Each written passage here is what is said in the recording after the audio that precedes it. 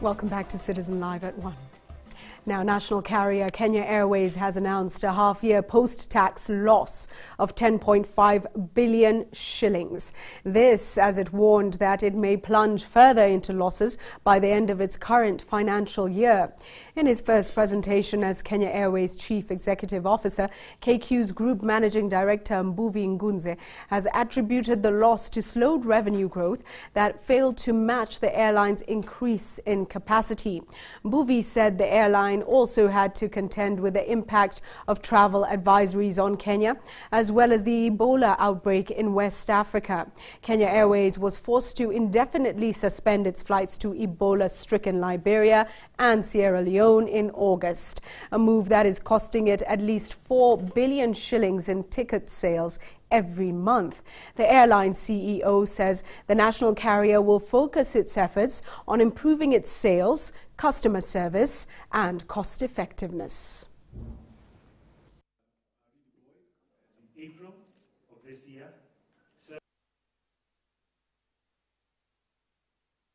Yes, we have announced results that are not according to market expectations. I think the important thing is to look at the operating loss position. When you talk about the operating loss position, the big message is capacity that was not met with revenue top line, and the reasons for that are very clear. And we are optimistic that with the context of the business going forward and with the security situation improving, particularly in Kenya, we should be able to translate the business environment we have in terms of assets, in terms of infrastructure, in terms of lounges, into positive demand for KQ. Well, last week, President Uhuru Kenyatta directed that the ban on the licensing of 14-seater vehicles be lifted. While that directive raised doubts about the government's efforts to decongest urban centres, another question still begs. Does it make economic sense to invest in a 14-seater matatu compared to investing in a higher capacity public service vehicle? Patrick Igunza sought to answer that question and files the following report. Kenya's public transport sector is said to be worth an estimated 250 billion shillings. Small wonder that many consider it to be a lucrative sector to venture into. Something that Dixon Bugua, who's been in the industry for 36 years, confirms. The industry is viable because it doesn't have so many requirements. You see, like the investment here we have, if you want to establish a supermarket, a grocery shop, one thing the landlord will ask you is goodwill, which is colossal sums of money. But for the PSV, what you need is to fulfill the requirement. One will, however, be spoiled for choice when it comes to what to venture into, especially if one has to choose between investing in a 14-seater matatu or going for a higher occupancy vehicle. 14-seater sahi inapata 3,000. At a 3-seater, let me talk about that 3-seater where I've invested. I think you want to need something like 7 to 8 up to 10,000. Say on average 7. But a number of issues must be factored in before making the decision on investing in either. Top on the list is the starting capital. Minibuses are usually more expensive than 14-seaters, whilst a second-hand 33-seater minibus may cost around 4.8 million shillings. A 29-seater costs between 4 and 4.5 million shillings. A 14-seater, on the other hand, costs anything between 1.8 to 2.5 million shillings, depending on the make and model. There are other additional costs, such as the Transport Licensing Board license, which is pegged at 3,250 shillings. Then there is the county seasonal parking fee, which in Nairobi stands at 3,650 shillings for 14-seaters and 5,250 for higher occupancy vehicles. This fee varies from county to county. Kajiado County is 3,000 per month. We pay advance tax, which is 720 shillings per seat. So at that 3-seater will cost you 24,000 shillings per year. Then the Music Copyright Society, it's also expensive. It's about 8,000. One must equally factor in wages for drivers and conductors, which amount to between 500 and 800 shillings a day respectively. And in order to begin operations, it's mandatory to register under a licensed circle under any given route. Here, one may part with anything between 10,000 and 100,000 shillings, depending on the route and type of vehicle. So, with all these factors remaining constant, what's the better investment option between 14-seaters and 33-seaters?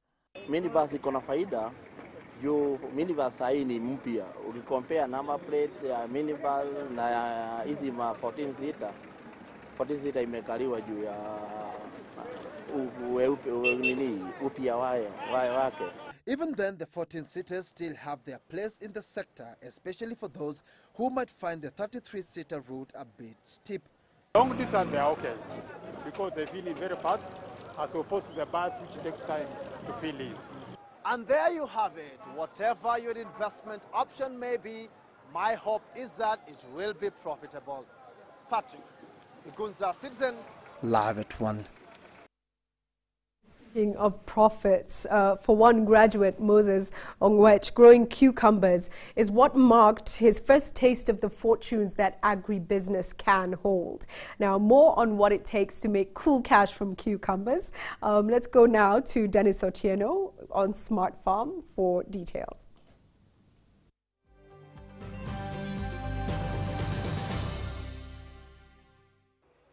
Three years ago, Moses Ongwech graduated from the Catholic University of Eastern Africa with a bachelor's degree in economics, ready for the job market. At that point, all that mattered to him was to be employed. Farming was probably the farthest thing on his mind. Today, Moses is a proud cucumber farmer, a farming venture he began early this year. I did a research on the market and I found that there were almost about more than 50 buyers who could get the cucumber from my farm and I'll sell it to them directly. So there was a ready market. So I had no challenge of looking for another market, for another product, which I could not grow. Moses grows cucumbers at his father's homestead in Matasia, Kajiado County. With the support of his father, the 28-year-old salesman began with an initial investment of 180,000 shillings, which he spent on acquiring this greenhouse. My farm is 8 by 15. I started with 280 plants. Yeah. Cucumbers require constant watering as well as fertile, well-drained soils and temperatures of at least 15 degrees centigrade to thrive. They do not tolerate frost and hence do well in warm soils. But we are keen to understand why he opted to grow his cucumbers in a greenhouse as opposed to doing so outdoors. Money in cucumber farming is in greenhouse production. Open farming is much riskier because there are two things. Open farming is more prone to diseases, insects, and distortion of the plant. You can see the leaves are green. If it were outside, there's a lot of loss of moisture. It's too much. So here, around here, there's a carbon, the greenhouse effect has trapped the air. There's so much heat, but the heat is controlled because there's ventilation. Or outside, there's a problem. The heat is too much, it's not being controlled. At the same time, the plant may not get enough water at the same time. Cucumbers can make the most of any amount of space thanks to their ability to climb as they grow. Moses harvests cucumbers 4 times a month. In a week, I harvest about 240 kilos a week. The minimum could be about 180 or 150 if I keep up with the normal conditions. I sell a kilo at 50 shillings. Per month, I go to enjoy a sales of roughly between 40 to 50,000. Cucumbers take a short time to mature and require little attention. But according to Moses, there are a few factors that one should be keen on in order to enjoy a bumper crop. When it's too cold, there's a disease that penetrates through the soil that affects the production of some of the flowers. Cucumbers crowd the farm. You can see now they're very bushy, so they need spacing. The spacing allows ventilation and distorts any type of disease development. So there's no overcrowding because a cucumber has to be trained. The stem of the plant is not that very strong. It's very delicate. Cucumbers are best picked and eaten when they are uniformly green, hard and crisp. One must also be wary of pests such as beetles, which cause wilting of cucumber plants. All in all, cucumbers are a worthy venture for anyone who is thinking of venturing into a cool farming activity. Dennis Otieno, Smart Farm.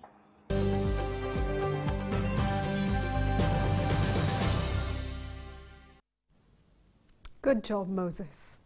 Now let's turn our attention to the arts industry. Nairobi recently hosted the second edition of one of the most expensive art events in East Africa, attracting a record turnout of art buyers with some deep pockets.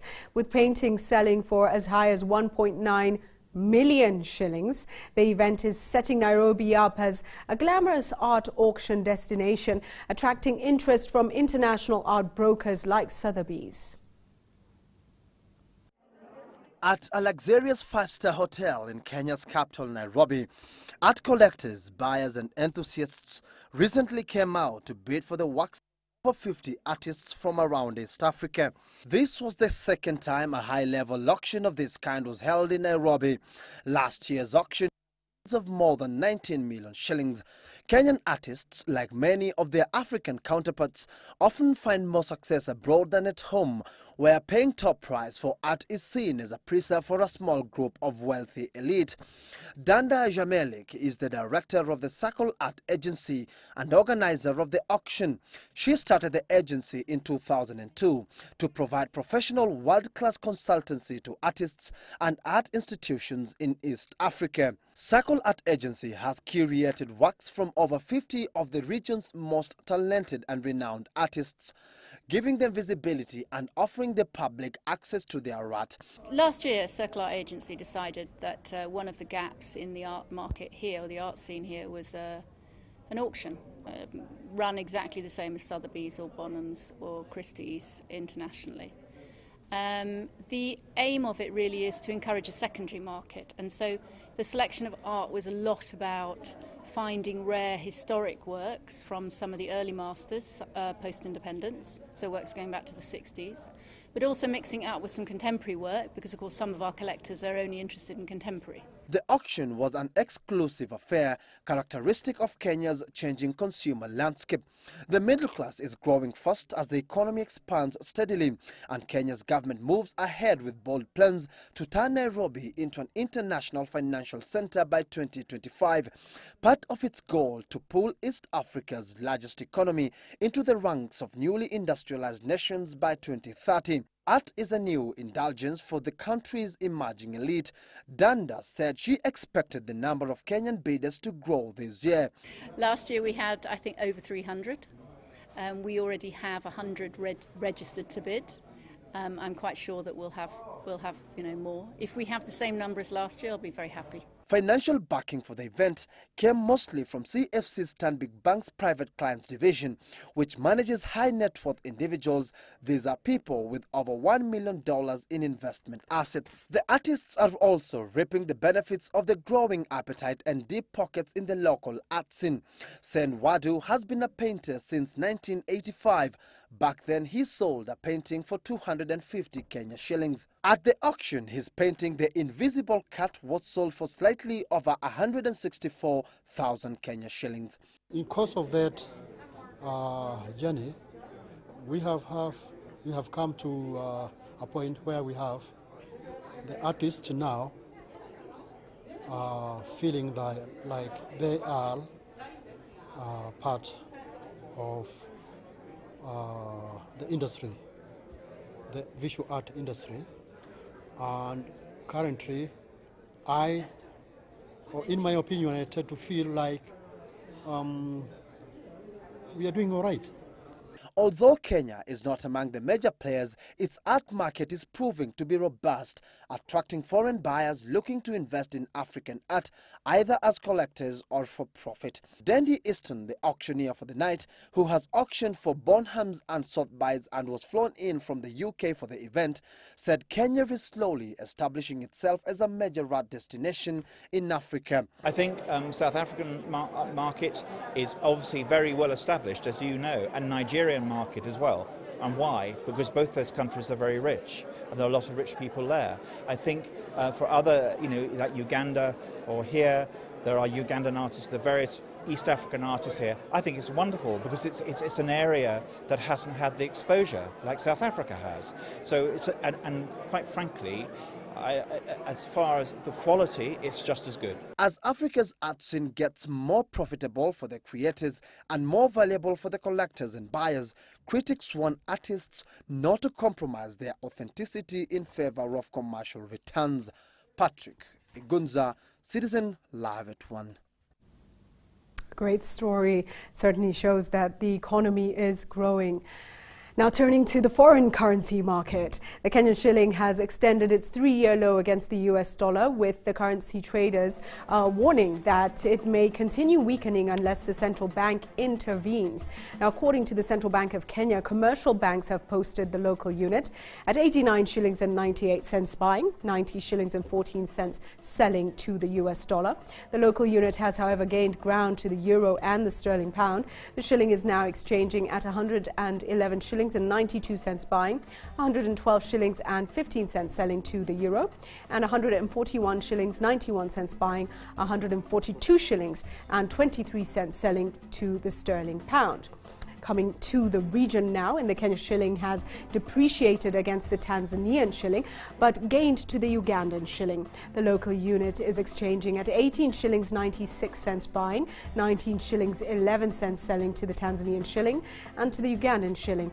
The Kenyan shilling is trading at 30 shillings and 26 cents buying, 30 shillings and 42 cents selling.